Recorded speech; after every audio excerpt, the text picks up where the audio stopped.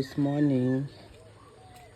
মর্নিংয়ে ছাদে এসে খুবই ফ্রেশ লাগছে, ভালো লাগছে। আর কালকে বৃষ্টি হয়েছে, গাছপালাগুলো অনেক অনেক অনেক জল পেয়েছে। ওয়েদারটা এখনও ক্লাউডি, হালকা ক্লাউডি ওয়েদার। এইটা পড়ে গেছে, এটা টাঙানো ছিল এখানে। এটা কি দেখো, কত বড় আম পড়ে ফেটে গেছে। নিচু অনেক আম পড়েছে, এগুলোকে কালেক্ট করতে হবে। সামনে একটু জলও জমে গেছে রাস্তাতে। তো এটা হচ্ছে আমার আজকের মর্নিং। এখন বাজে অলমোস্ট 5টা।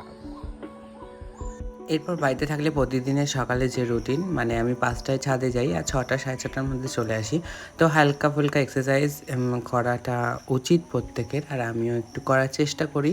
আমার শরীর অনেকটাই খারাপ, আমি বেশ কিছুদিন হলো ভর্তিও ছিলাম, এখন মেডিসিন চলছে। তো যাই হোক, মানে শরীরটা খারাপ বলে দিন দিন কেমন মোটা হয়ে যাচ্ছি, আর নিজেকে আয়নার সামনে একদমই দেখতে ভালো লাগছে না। কারণ আমি রেগুলার বেসিসে শো করি, তো শোয়ের জন্য আমার বডি ফিটনেস রাখা উচিত। তো যাই হোক, এবার সকালবেলায় নেমে এসে রান্না বান্না করতে হবে। তো আমি ভিজিয়ে রেখেছিলাম আগের দিন ছোলার ডাল, তো সেটাকে মিক্সিতে একটু নুন আর একটা কাঁচা লঙ্কা দিয়ে বেটে নিয়েছি। খুব সুন্দর করে বাটিনি, কারণ একটু ডাল কচা কচা রেখেছি। এবার হচ্ছে কড়াইতে দিয়ে দিলাম হচ্ছে ফোড়ন, আদা, শুকনো লঙ্কা আর হচ্ছে জিরা দিয়ে এই ম্যারিনেশনটাকে ভালো করে একটু নেড়ে নিলাম। নেড়ে নিয়ে এরকম পাত্রে রেখে পিস পিস করে কেটে নিলাম। পাত্রে একটু তেল লাগিয়ে রেখেছিলাম যাতে এটা সহজেই উঠে যায়। ব্যাস, এবারে এগুলোকে সুন্দর করে কড়াইতে ভেজে নিলাম পিস পিস করে। এটাকে ধোকা বলে, সবাই জানো, খুবই কমনই একটা জিনিস, তো তাও তোমাদের সাথে আমি শেয়ার করলাম। এবার এখানে এই ঝোলটা একটু প্রিপারেশন করতে হবে, তো তার জন্য ফোড়নের সব কিছু জিনিস নিয়ে নিয়েছি এখানে, আর একটু আদাও বাটা হাতের কাছে রেখে দিয়েছি। কড়াইতে ফার্স্টে তেল দিয়ে একটুখানি আলু ভেজে নিলাম, আমি জাস্ট একটা আলু নিয়েছি।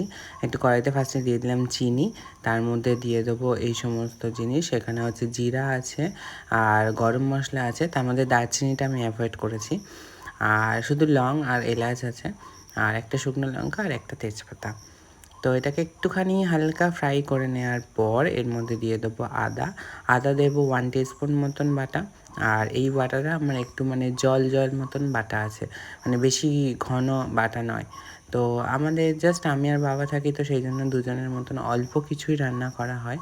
এছাড়া এর মধ্যে দিয়েছি টমেটো সস, নুন, হলুদ গুঁড়ো, জিরে ধনিয়া গুঁড়ো একসাথে ছিল, আর হচ্ছে শুকনো লঙ্কার গুঁড়ো। এইটাকে ভালো করে কষিয়ে নেবো। কষানোর পর ভেজে রাখা আলুগুলো দিয়ে দেবো, যাতে সেগুলোও সুন্দরভাবে সেদ্ধ হয়ে যায়। কারণ আমি এখানে আলুগুলো কিন্তু আধাভাবে সেদ্ধ করছি না। ব্যাস, এবার জল দিয়ে জলটাকে বেশ ভালোক্ষণ ধরে, মানে বেশক্ষণ খানিক সময় ধরে ফুটিয়ে নিলাম। একটু দিয়ে দিলাম হচ্ছে দইটা ম্যান্ডেটরি নয়, তোমরা স্কিপ করতেই পারো। আর নামানোর আগে দেবো একটু গরম মশলা, আর ধোকাগুলো আমি এর মধ্যে দিইনি, ধোকাগুলোর মধ্যে এই ঝোলটাকে ঢেলে দিয়েছি, তাহলে কি ভাঙে না।